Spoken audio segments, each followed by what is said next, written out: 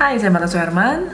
Hari ini kembali ke sesi Q&A dan saya akan memilih satu buah email yang untuk dibahas hari ini.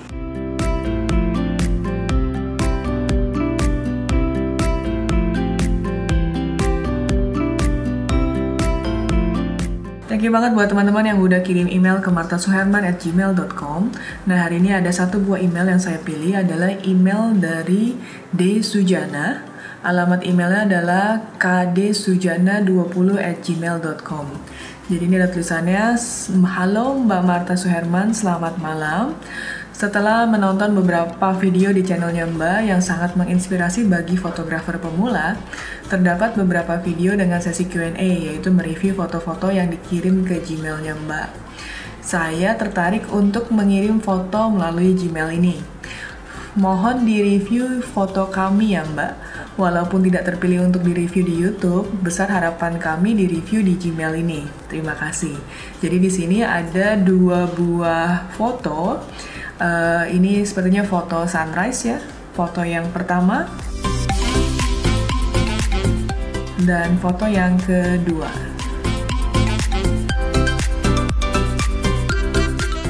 Nah, saya akan bahas fotonya. Yang pertama, foto yang ini sepertinya foto di Sanur ya. Ini suasana sunrise biasanya kalau di Sanur. Dan di sebelah kanan ini ada beberapa orang yang sedang menikmati sunrise, dan di sebelah kirinya ada sunrise-nya itu sendiri. Dan kalau dilihat di sini ada di bagian yang paling kirinya banget ada seperti pohon-pohon atau ada rumputan ya.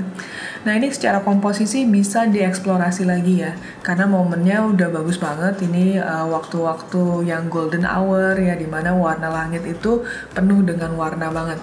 Nah, tinggal dieksplorasi secara komposisi. Dan yang harus diperhatikan adalah garis horizon, pastikan garis horizon selalu lurus ya. Lalu kemudian di sini juga ada sedikit sensor-sensor yang agak kotor sedikit ya. Dan kemudian harus hati-hati terhadap area berwarna biru, karena di sini sudah mulai nampak seperti ada pixelate gitu ya. Jadi udah mulai ada yang warna-warna yang agak pecah di sini. Nah, itu harus hati-hati banget. Nah, kemudian untuk foto yang kedua di sini, ini juga di lokasi yang sama nampaknya, tapi mungkin sedikit angle-nya berbeda sedikit, agak lebih ke kanan ya. Di sini kalau saya lihat mataharinya sudah jauh lebih tinggi, jadi mungkin beberapa menit setelah foto yang sebelumnya. Nah, di sini mungkin bisa dimaksimalkan dengan memotret lebih dekat sepertinya. Jadi misalkan di sini kan kalau kita lihat di sebelah kanannya ya ada seperti siluet ya, beberapa orang gitu ya. Nah, di sini mungkin siluetnya kita bisa mainkan lebih maksimal lagi. Jadi mungkin secara proporsi, secara komposisinya itu bisa mungkin lebih besar gitu. Jadi supaya mereka tampil lebih besar, otomatis kita harus lebih dekat memotretnya. Dan yang harus hati-hati kalau kita memotret matahari adalah kemungkinan wash out seperti di foto ini. Wash out adalah artinya detail dari foto yang kita tampilkan itu sudah hilang. Jadi matahari ini kan sumber cahaya yang sangat kuat sekali ya. Di sini dia bentuknya sudah tidak bulat lagi, tapi sudah mulai berpendar dan kelihatan ini warnanya semua putih. Jadi biasanya foto-foto yang wash out itu dikategorikan dengan foto-foto yang overexpose ya. Tapi karena di sini matahari muncul di satu tempat tertentu, jadi yang overexpose atau wash out ini ada di sebelah kiri dari fotonya. Dan di sini juga sama seperti yang tadi, hati-hati dengan warna biru karena secara gradasi sudah mulai ada warna yang patah di dalamnya. Nah, di sini saya tidak tahu ya foto yang dibuat ini menggunakan format file apa. Jadi buat teman-teman harap diperhatikan pada saat kita mengambil sebuah foto ya, karena biasanya area yang patah seperti ini ada kaitannya dengan kualitas file yang kita ambil di kamera kita. Jadi pastikan selalu setting di kamera kita itu dengan format RAW. Jadi jangan menggunakan JPEG format. Nah, apa sih bedanya antara RAW dan JPEG? Teman-teman bisa klik link di bawah pembahasan saya mengenai perbandingan memotret dengan menggunakan file RAW dan file JPEG. Jadi sedikit pembahasan mengenai file RAW dan JPEG itu ada kaitannya dengan bit depth. Jadi kalau kita bicara soal color space ya, bit depth, nah itu kenapa dia terjadi gradasi yang kurang halus Nah, itu karena formatnya yang kita gunakan format yang lebih kecil atau format yang lebih terkompresi.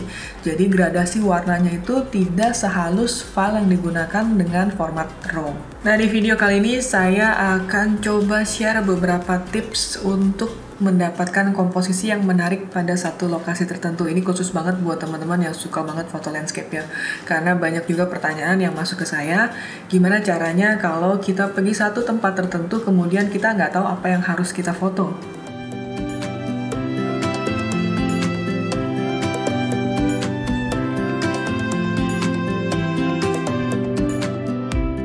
Nah, tips pertama buat teman-teman yang ingin pergi ke satu tempat ya, kemudian ingin memotret foto landscape, teman-teman coba perbanyak dulu referensinya. Jadi kalau misalnya teman-teman ingin pergi ke Bali, ke Sanur ya, teman-teman coba cari referensi. Sekarang tuh di internet banyak banget, apalagi di Instagram ya. Jadi teman-teman bisa coba cari informasi di sana. Di Sanur itu tempat yang mana nih yang kira-kira menarik. Jadi misalkan teman-teman bisa lihat, oh mungkin perahunya yang seperti ini ya, atau mungkin ada kursi tertentu di area tertentu. Nah, teman-teman coba perbanyak referensinya, coba di-save dan dibuat satu folder khusus di dalam handphone kita. Tips yang kedua adalah mempelajari waktu yang terbaik untuk memotret di lokasi tersebut. Jadi misalnya kalau teman-teman tahu misalkan di Sanur, ya Sanur adalah tempatnya menghadap ke arah timur dan biasanya tempat ini adalah tempat yang terbaik untuk memotret sunrise.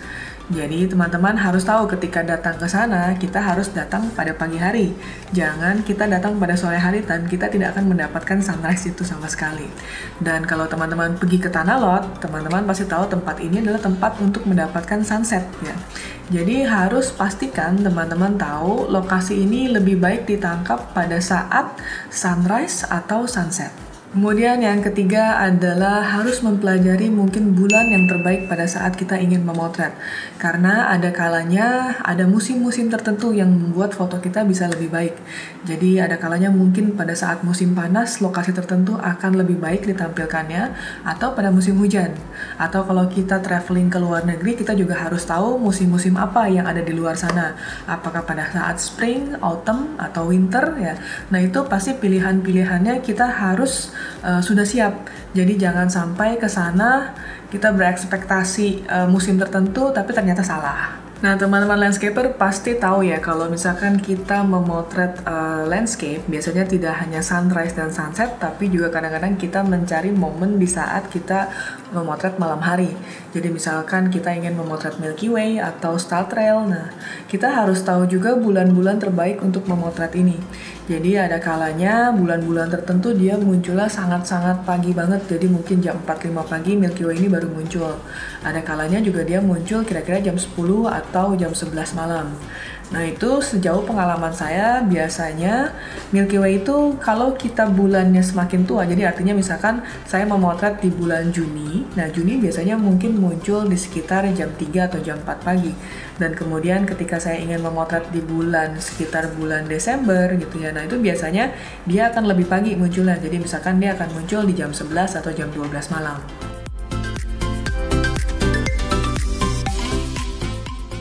Nah, selain itu ada juga teman-teman yang suka berburu kabut ya. Jadi misalkan kita motret di pegunungan tertentu ya.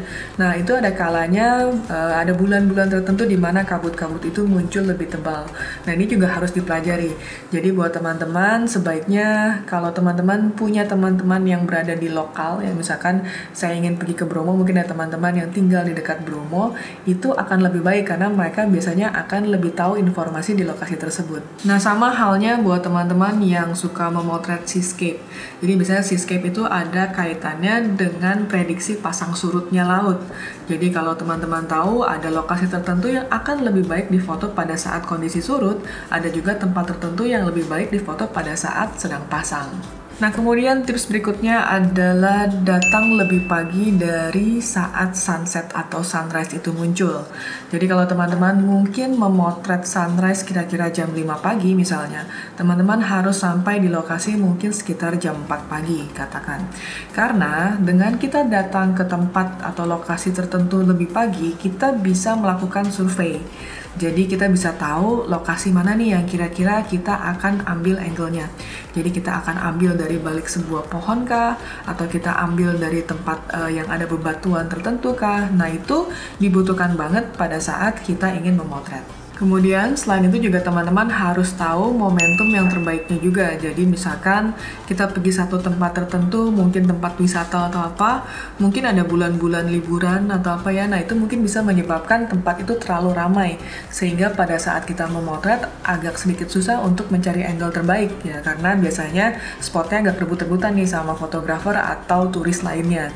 Jadi buat teman-teman harus tahu kira-kira timing terbaiknya saat apa, apakah sedang high season atau low season.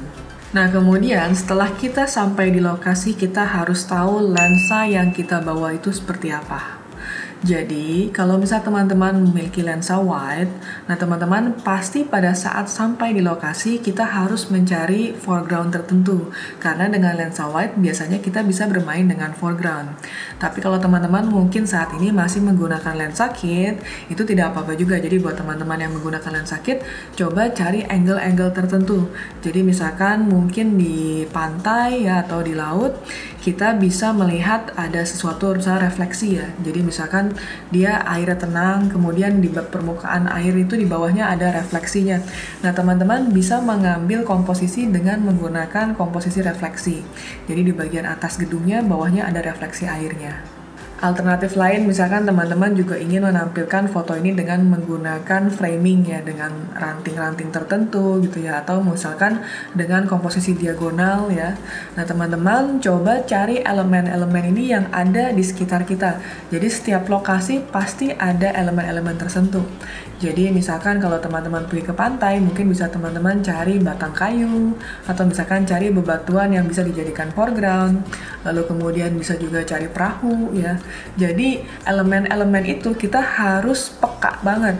Jadi buat teman-teman, sampai ke lokasi itulah yang harus dilakukan. Jadi pastikan banyak elemen-elemen tertentu yang bisa kita masukkan ke dalam frame kita. Buat teman-teman yang belum belajar mengenai teori komposisi fotografi, teman-teman bisa klik link di bawah karena saya akan share video saya sebelumnya yang membahas mengenai komposisi fotografi.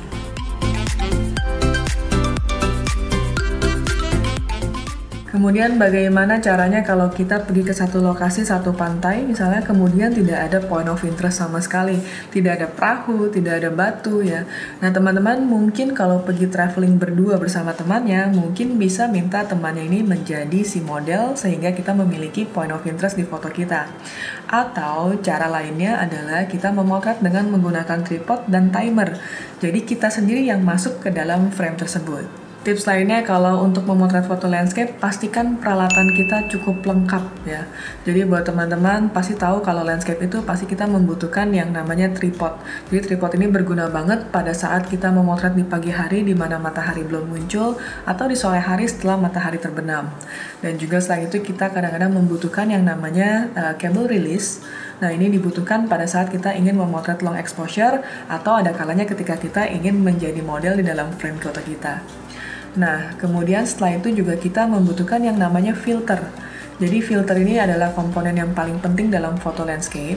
Jadi teman-teman yang punya filter harus dibawa. Jadi jangan sampai di lokasi ternyata filternya ketinggalan di rumah atau ketinggalan di mobil. Dan yang seperti dibahas sebelumnya, pastikan kita memotret dengan file RAW. Jadi jangan memotret dengan menggunakan format JPEG ya.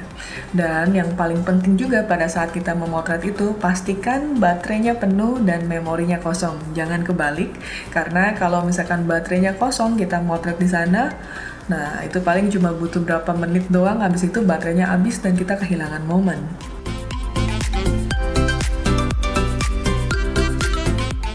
Buat teman-teman landscaper pasti tahu yang namanya weather forecast. Jadi teman-teman coba install di handphonenya yang namanya weather forecast atau perkiraan cuaca.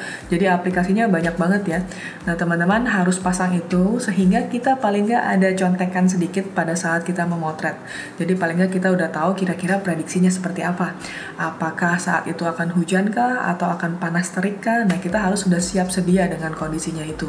Ada kalanya forecast itu meleset ya. Jadi buat teman-teman yang landscaper itu biasanya udah pasti tahu ya, udah pasti tahu ada kalanya nggak dapet nih yang kali ini. Tapi jangan kecewa karena landscaper itu biasanya kita berulang-ulang ke satu tempat. Jadi kalau lokasinya dekat, biasanya kita bisa besoknya datang lagi. Tapi kalau mungkin lokasinya agak jauh, mungkin kita bisa rencanakan untuk trip berikutnya. Nah, salah satu tips lainnya nih kalau kita ingin memotret landscape, nah teman-teman harus siap dengan beragam macam alat-alat seperti obat-obatan ya. Karena ada kalanya kita pergi ke satu pantai atau kita pergi memanjat satu gunung ya. Ada kalanya kita suka kekait sesuatu nih, kekait kayu kah atau ranting atau apa kemudian berdarah. Nah, teman-teman harus menyiapkan itu. Jadi saya biasanya di tas kamera saya selalu ada obat-obatan. Jadi obat-obatan entah tolak angin atau apa ya.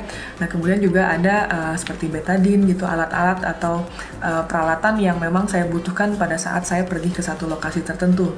Dan selain itu juga kadang-kadang saya menyiapkan air aqua dan kain lap. Jadi kain lap itu bisa juga kain lap yang khusus microfiber buat lensa, ada juga seperti tisu atau apa. Karena ada kalanya pada saat kita memotret di laut, nah cipratan air laut itu biasanya suka kena tuh ke lensa kita. Dan air laut ini kan ada garamnya ya, jadi ada kalanya kita harus mencuci dengan air tawar supaya foto yang kita ambil itu tidak buram karena efek dari air laut ini sendiri. Nah, demikian sharing tips saya mengenai persiapan untuk memotret landscape dan untuk mendapatkan komposisi-komposisi di saat kita ingin memotret foto landscape. Jadi buat teman-teman yang ingin kirim emailnya ke saya, silakan email ke martasuherman@gmail.com dan jangan lupa like, comment, subscribe, dan juga share. Thank you for watching!